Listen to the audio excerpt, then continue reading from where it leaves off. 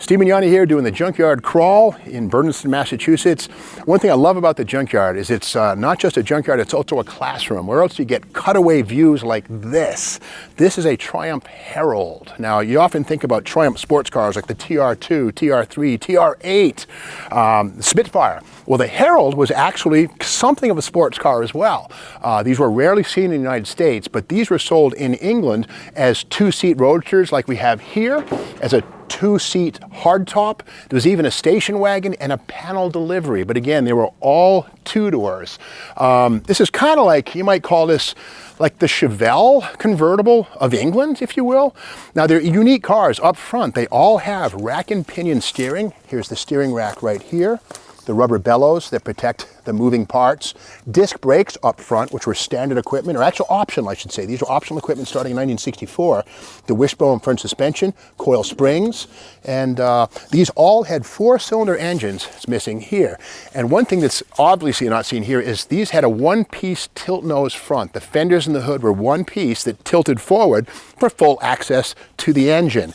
In fact, here's pieces of the prop rod for that hood when it was in the up position. But again, it hinged at the front, and so it would have come up like that. Pretty cool piece. Inside, these are body on frame, and this one here, like many British cars, has a bit of rust.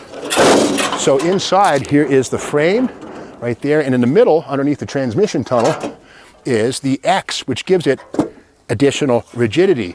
Now again, these were strictly two-doors, but yeah, they made some station wagons, which they called shooting brakes in England, and these things were priced at $2,200, which was $450 less than a sportier TR2 or TR3, which we certainly got here in the United States. But something about the Herald that is not seen on the Triumph TR2, TR3 would be independent rear suspension. Let's open the boot, as they say. And inside, here's the deck, the trunk lid. The floor is pretty well raunched, but right there we can see that is the top of a transverse leaf spring. Maybe the camera can go down low and give us a look at the half shafts. I don't know if Shane can pull that off, but down there, unlike previous Triumphs, which had live axles and leaf springs, the Herald was the first two-seat sports roadster in the Triumph line with swing axles and a transverse leaf spring at the back. So again, this car here is pretty well spent. When restored, maybe $45,000. This is $145,000 away from being worthy, but that said, we can still learn from it. Again, we see here the rear wheels had odd camber. This is called positive camber, when the top of the tire sticks out more than the bottom. That's a function, again, of the independent rear suspension with the half shafts and the transverse leaf spring. So these things are pretty cool cars. Again, 1959 through 1971 for the Triumph Herald.